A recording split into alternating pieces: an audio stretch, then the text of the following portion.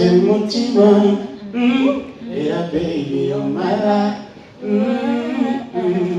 Siri tulira Gana tanga awaliwo okuluma omutwe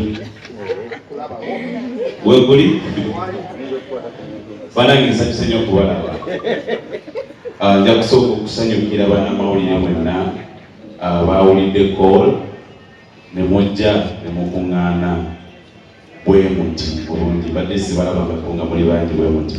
Omukama abampeera omukisa nsanyuki wangi batono bange mwebale kundagala abeeyo. Omukama abampeera omukisa. Manya n'eddoboozi bampita Little Boss. Muntegeera bulungi mu kuyimba omukwano. Ate omukwano nagukuŋŋaanyiza ku Valentine tugenda kugunyumirwa. Oli mulaavu oba toli mulaavu? Olina bw'otunuulira, olina bw'onoonya jangu ku lunaku olwo kigenda kubeera kyanjawulo.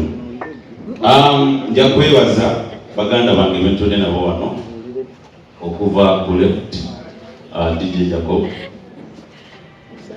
tubadde naye kuva nga ntandika abasinga mukimanyi. Jacob ambeereddewo naddala mu biseera bwe bansibira bakuba wankuba olwali. Jacob ntambudde n'abantu bangi nnyo abasinga tebasobodde kubeerawo kubanga twakedde. Mukulu wange baaba yawe nga wabadde abanyonnyola yannoonyako nga bulidde akayimba kange akasookera ddala. Nalinako mukwano nange ngwabula nga yebuuza ono mwana yavuddewa. So netukwatagana era yawe yemuyimbi gwe mmanyi anyimbidde kuva lwe natandika konsati zange ezasookera ddala ng'ajja mukubira kasimu. Yabadde ntuŋŋamu akomyewo saa 12 z'okumakya naye amakinze sure nti abeerawo. Ekyo kye bayita alaba. God bless you my brother. Mukulu wange Aziza Zion. Azizi tubadde nga tubeerako ku TikTok live okwo nga abuulira abantu era tulina okukola oluyimba lwaffe bayiro tulina omitinga studio nga tuno bagenda mu concert. Azizi ono y'omu ku bayimbi benyo bagamba nti nawuliriza nnyo music we era music we yainspiringa nange okuyimba.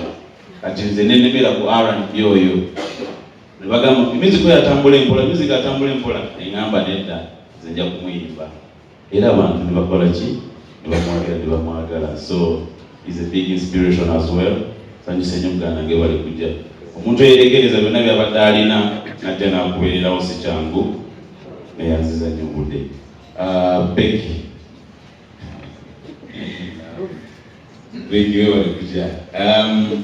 Becky ono ng'atandika akayimba ke akasinga okunyumira akagamba okajjukira ali baani. So njagala okanyimbire wali ku Valentine nange ono kayimbira mbiri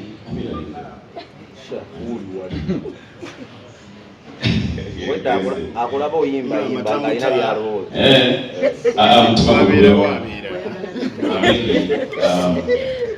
Bali nnyo kujja gerekereza bibadde olina. My elder sister Sophie ono naye abaddewo kuva January naye abaddewo ambeereddewo ne omwana Samugombe muko mwebale nnyo. God bless you too. Chico gaya alimutawa ate yatandise coaching kati yake bwana jiranga tunyusa Chico nsanyuse nnyo okulaba. Nalinga nkulaba ku lives zobeerako ku Facebook nga mukuba nnyo music wange ate tubadde ffenna from day one. Ye mukulu wange muyaayo yabadde abalima. Webale nnyo muganda nsanyuse okulaba. Bobby Brown and Nilo tutambudde ffenna mbaddewo okulwamu nammwe mbadde okulwange. That's love, kwebeererawo. Muganda wange Option Alan sanyise nnyo okulaba. Yayise n'omukyala we.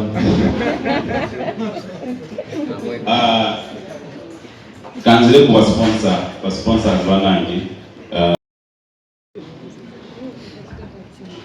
Mbadde nsaba muddakirinye mu bbeki tusooke tulimu wakemba kwayimala ebitokozi tukwatira yanguwa wenalotanga kati nsula naye nsula naye banago mwana nsula naye ate temukikuba nibaddedakiike omugadde manya kitibwa sofigo byonna byonna babyogedde abayimbi abekamabazizi balitokozi tebafuluma nedoza nange emwomo naye nga basuiti bwe mumala okwegabira ebigoli bwe mumala okweraga amapenzi mbadde nsaba enguudo zonna zonna tuziteke ku hotel africana Valentine 14 tweraga amapenzi amala mulabe kulimolo yena atudde wano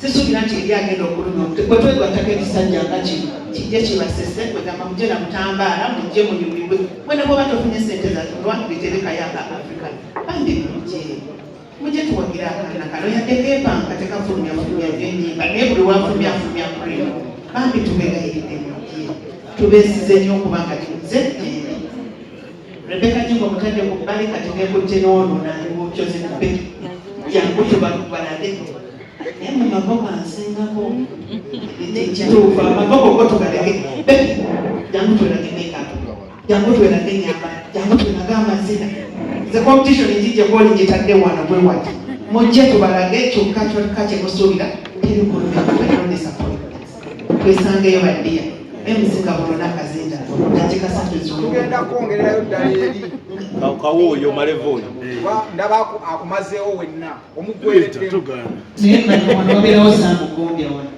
vaayo naawuli atawera Gombia Tawira. Good afternoon, everyone. Oh yeah, Valentine. Nimusanyufu okuba wano tusemuleti nga bwe mumanyi nti tuzunga kiro, but of course 14 lunaku lwa Valentine, little boss. Oli muto wange oli mukulu wange. Mukulu wange little boss. Linyo jjatu oli kyuse asigwe lito. Nga 14 tugenda kubeera ku Hotel Africana, so tubeereyo mulungi tumuwagire little boss mumanyi bw'atandika oyimba ayimba ebyaddala kitegeera. So little boss baziza sioni edi yawe awe batandika oyimba si byebiri akyoze n'Becky ono yali abivaako yadda mu juice. So tumuwagire ngenda kusomezi 14 Valentine tugenda kubaawo mulungi tujje n'abaagalana Paul tuyagale si bwe kiri Becky. Alhamdulillah. Tweyanziza nnyo tweyanzeege kakaddawa ne w'omukulu munzikirize mbadde mbuuze muto wamleseewa akyebase anja kwanduka kati nannyini mukolo